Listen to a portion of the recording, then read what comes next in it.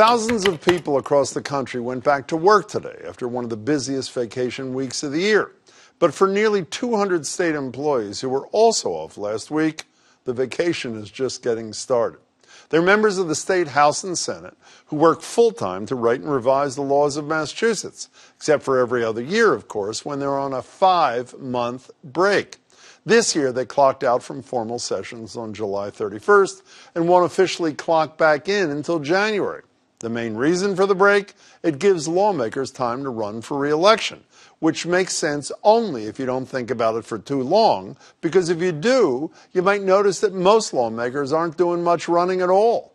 This year, according to the Globe, 105 of the 191 sitting legislators, that's more than half, aren't facing a single opponent in the upcoming midterms.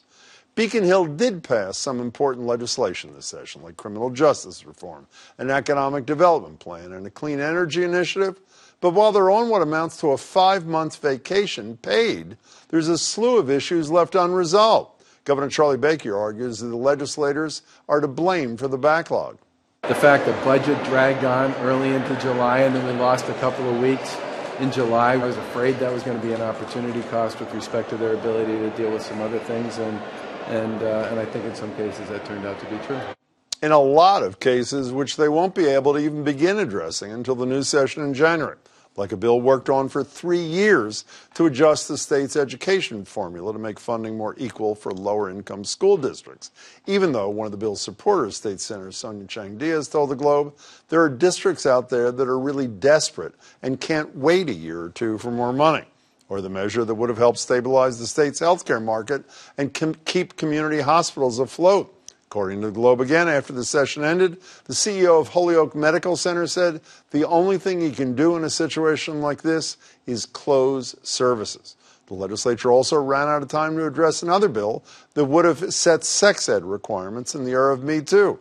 And they didn't make changes to bills that Governor Charlie Baker sent back, including one that would have discounted toll prices during off hours to reduce traffic congestion, and one that would have required civics education in Massachusetts public schools. You still with me? Because the legislature also failed to take up bills that would have banned conversion therapy, added a Gender X option for driver's licenses, and responded to the Supreme Court decision that hit public sector unions hard by ruling that fully represented employees don't have to pay union dues or fees.